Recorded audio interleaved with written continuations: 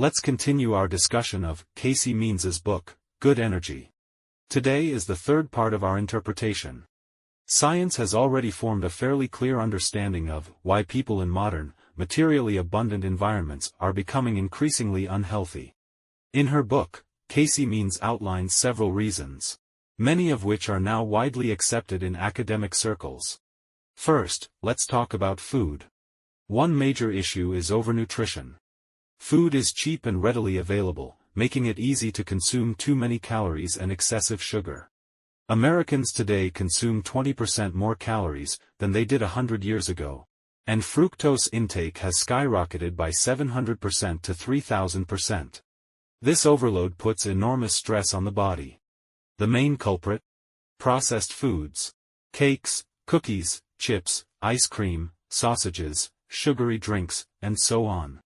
These foods are packed with sugar and fat, and they taste so good that even when you're full, you don't feel satisfied, so you keep eating.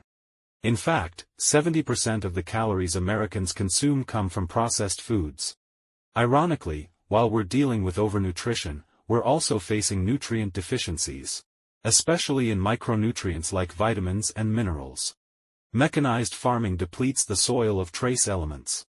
To maintain balance, your diet needs diversity. You can't just rely on refined grains like wheat, soy, and corn.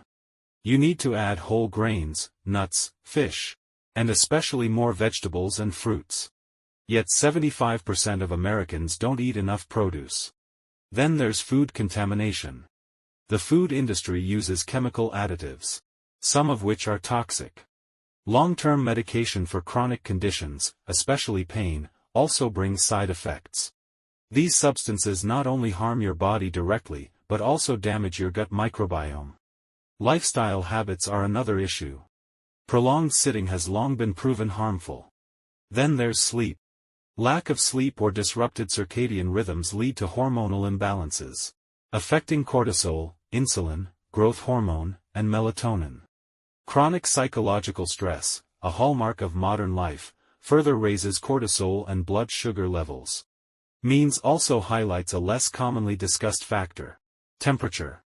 Most modern people live in temperature-controlled environments, like air-conditioned rooms, for long periods. But this isn't ideal. Cold exposure stimulates cells to generate more heat, and heat exposure activates specific proteins inside cells. Both are beneficial. In short, our food, lifestyle, and environment are out of sync with our biology. Our bodies aren't built for the modern world. These are all forms of bad energy. So what's good energy? The answer is simple. Eat less, especially less sugar. Diversify your diet to ensure rich, but not excessive nutrition. Exercise. Sleep well. Get sunlight. Occasionally expose your body to heat or cold. Reduce stress. Sounds easy, right? Why don't people act? Because we've normalized the abnormal. The hallmark of chronic illness is delayed feedback. Drink a soda. Your body probably won't react. You could drink tons of sugary drinks when you're young and feel fine. Problems only accumulate slowly over time. And they start small. Means lists symptoms like neck pain, seasonal sinus infections, frequent colds, eczema, itchy ears, lower back pain, acne, headaches, bloating, acid reflux, chronic cough, mild anxiety, trouble falling asleep, low energy, and premenstrual symptoms like cramps and mood swings.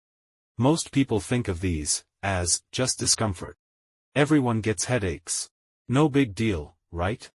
But Means argues, all these discomforts are not normal. They're signals. Your body is crying for help. If you feel unwell, it means something's already wrong. If your neck hurts, maybe you haven't been sleeping well or are under stress. If you're anxious, maybe you've skipped exercise or drank too much alcohol. Headaches? Could be dehydration. PMS? You need to evaluate everything that affects hormones. Fiber, alcohol, stress, sleep. Even a single pimple could signal too much sugar. You need to stay sensitive to your body's signals. Another obstacle to living healthy is biological individuality. Everyone reacts differently to foods and environments. Some people turn red after one sip of alcohol. Others can drink a lot. Some get gout from certain foods. Others don't. This makes nutrition science difficult. A dietitian says cut carbs, but 5 people in the room say carbs don't affect them. And they might be right. Slow feedback and mixed signals cause people to miss the critical window for early intervention. Here's the reality. 74% of U.S. adults are overweight or obese. 93.2% have metabolic dysfunction. Among U.S. teenagers, 70% don't meet the physical standards for military recruitment. The physical fitness of Chinese students isn't likely to be much better. When over 90% of people are like this, the abnormal starts to feel normal. But chronic disease is already on its way.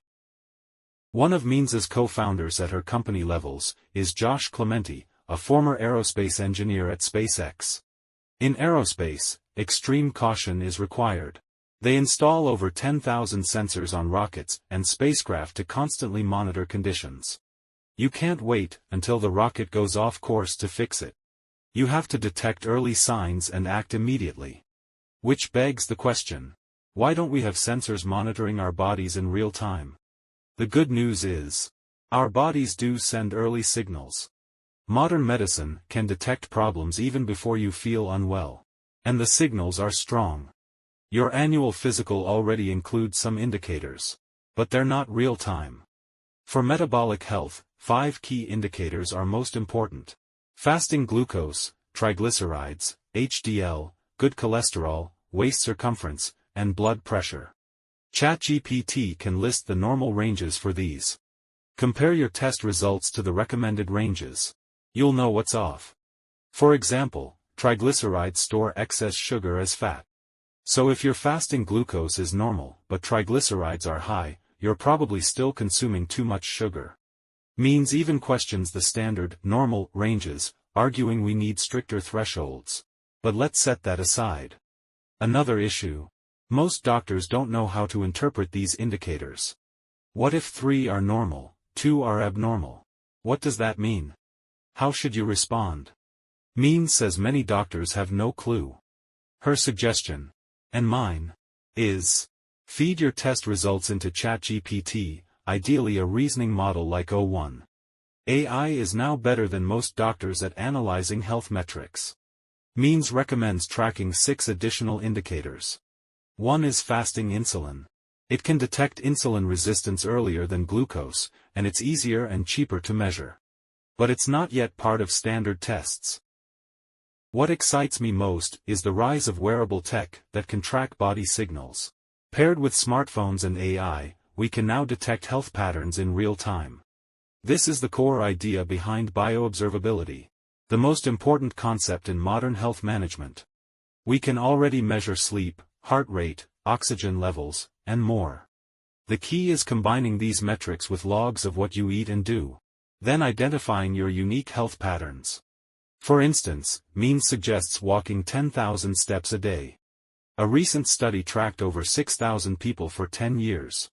Those who walked 8,000 to 12,000 steps daily had a 50% to 65% lower risk of death compared to those who walked fewer than 4,000 steps. Real-time data brings new understanding. For metabolism, you need a continuous glucose monitor, CGM. These are now affordable and available without prescription. A small plastic disc on your arm measures blood sugar every 10 to 15 minutes, 24/7, and sends data to your phone. One patch lasts 2 weeks. Blood sugar responds quickly to anything you eat or do. Everyone reacts differently. And a CGM helps you spot your patterns. What food spikes your blood sugar? Just check the graph after meals. Build your own diet plan. Eat what keeps your levels stable. Did staying up late or arguing cause a spike? Then avoid them. It's not about what others can handle. It's about what you can't. Does walking affect your glucose? What about running? How does sleep impact you? How much is stress affecting your body? Should you eat breakfast? And what kind? With real-time numbers, you'll start taking health seriously. The goal is stability. Ideally, your blood sugar only rises slightly after meals, and stays stable otherwise. Big spikes strain insulin. Big drops cause fatigue, anxiety, and food cravings. High sugar is bad long-term, but low sugar hurts right away. It can cause dizziness, so always keep a snack handy. Start by tracking your current habits for a week. Identify problems, then build new routines. Like flying a plane, you need constant course correction and stable posture. This may remind you of the Chinese story, Bian Ke and King Kai Huan. The best doctors treat illness before symptoms appear. Calley Means embodies this spirit of preventive care. Before heart disease or cancer strikes, chronic conditions have long been present. Before chronic conditions like atherosclerosis or type 2 diabetes set in, discomfort already shows. Before discomfort arises, your test results have turned abnormal.